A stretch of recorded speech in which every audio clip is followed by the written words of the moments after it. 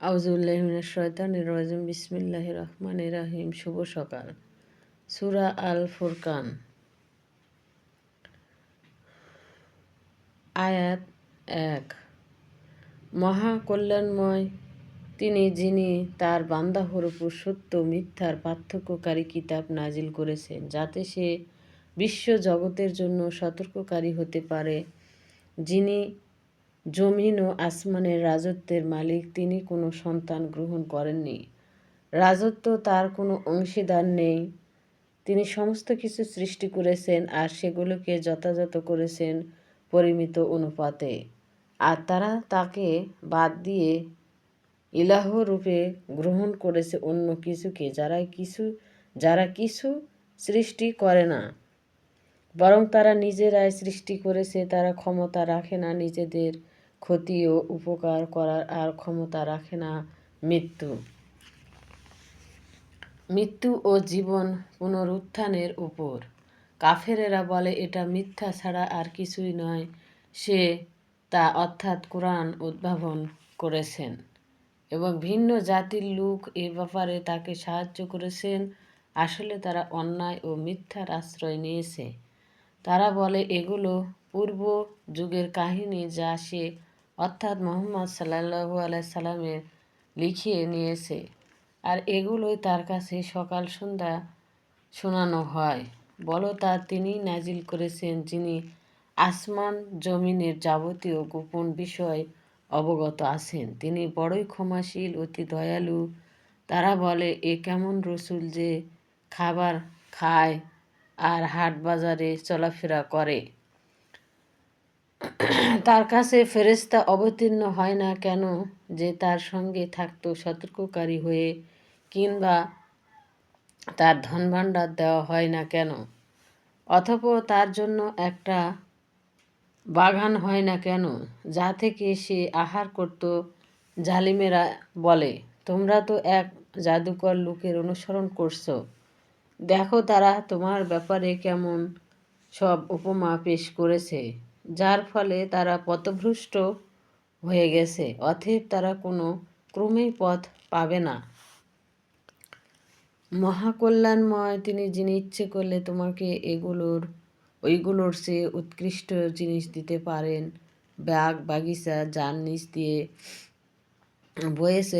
বয়ে চলেছে ঝরণী তিনি দিতে পারেন তিনি তোমাকে প্রাসাদ রাজি। আসলে তারা কিয়ামতকে অস্বীকার করে, আর তারা কিয়ামতকে অস্বীকার করে তাদের জন্য আমি প্রস্তুত করে রেখেছি জ্বলন্ত আগুন। আগুন যখন তাদেরকে বহু দূরবর্তী স্থান থেকে দেখবে, তখন তারা শুনতে পারে তার গ্রুচ্ছ গর্জন ও হুঙ্কার।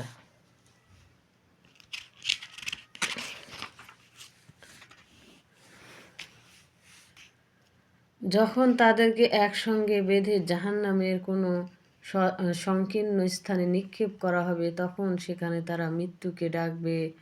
বলা হবে, তোমরা এক মৃত্যুকে ডেকো না, অনেক মৃত্যু ডাকো। তাদেরকে জিজ্ঞেস করো, এটা উত্তম না চিরস্থায়ী জান্নাত মুত্তাকিদের, যার ওয়াদা দেওয়া হয়েছে? তাদের জন্য এটা হবে প্রতিদান ও শেষ আবাসস্থল। সেখানে তাদের জন্য তাই থাকবে যা তারা ইচ্ছে করবে, সেখানে তারা চিরকাল থাকবে। এটা একটা ওয়াদা যা পূর্ণ করা তোমার প্রতিপালকের দায়িত্ব। যেই দিন তিনি তাদেরকে আর আল্লাহকে বাদ দিয়ে তারা যেগুলোর ইবাদত করত সেগুলো একত্র করবেন, সেই দিন তিনি জিজ্ঞেস করবেন, তোমরা কি আমার এসব বান্দাহদেরকে পথভ্রষ্ট করেছিলে? না, তারা নিজেরাই পথ থেকে বিচ্যুত হয়েছিল। তারা বলবে, পবিত্র ও মহান তুমি। আমাদের জন্য শুভ নিয়েছিল না যে তোমাকে বাদ দিয়ে অন্যান্য ইলাহ গ্রহণ করব, এবং তুমি ওদেরকে আর ওদের পিতৃপুরুষদেরকে দিয়েছিলে পার্থিব ভোগ সন্ধ্যার পরিণামে তারা ভুলে গিয়েছিল তোমার প্রেরিত বাণী, যার ফলে তারা পরিণত হলো এক ধ্বংসপ্রাপ্ত জাতিতে। আল্লাহ মুশরিকদেরকে বললেন, তোমরা যা বলতে সেই ব্যাপারে তারা তোমাদেরকে মিথ্যা প্রমাণিত করেছে।